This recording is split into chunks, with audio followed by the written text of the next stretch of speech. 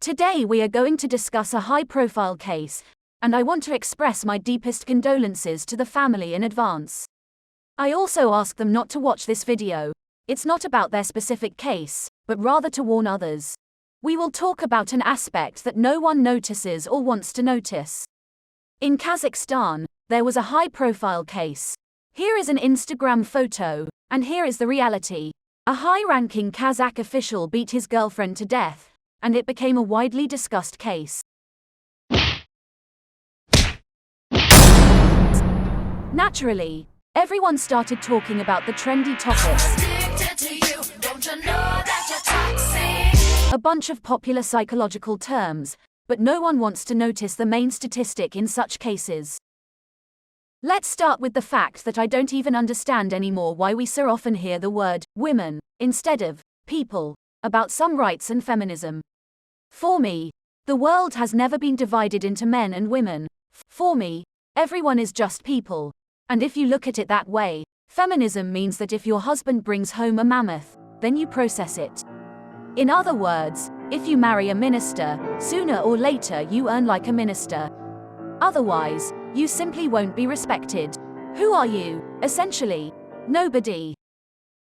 Have you noticed that almost all the girls who end up in bad relationships earn less than their partner? Does this give the partner the right to do what he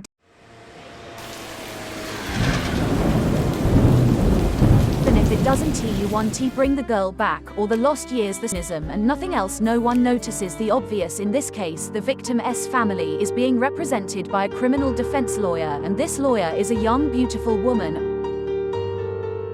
Do you think even a minister would dare to beat or humiliate a successful criminal defense lawyer if he were in a relationship with her? This is not just any girl, this is someone with money and a seriously earned status. Women like that are not beaten. Once again, I ask everyone to step away from the screen with their YouTube terms and assurances that this wasn't about money.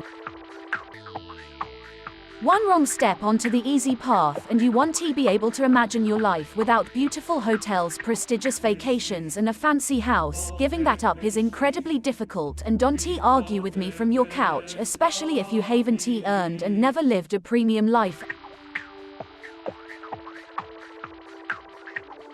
Only if you are financially prepared for a divorce at any moment can you claim that you are together out of love. On top of everything, the girl was either a psychologist or an astrologer, and this means that no astrology will help you if your problems are grounded in reality and until you learn to solve these problems. And while you imagine that some rights exist out of thin air because you are a woman or someone else, you will constantly find yourself in trouble.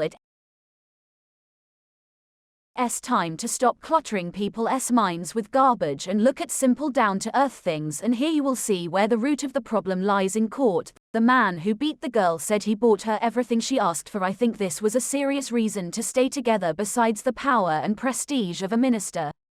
He also mentioned that he spent $15,000 on a psychologist every 6 months. Clearly, for that kind of money, a psychologist won't tell you, "You are nobody. Leave him and go learn to do business. That'll be $5,000. Don't come back here again." That would be a more honest answer and a payment for speed and time saving. But if the minister had given those $15,000, not to a psychologist every 6 months, but to his girlfriend every month and let her go in peace, I assure you, she would never appear on his doorstep again. That's how this world works.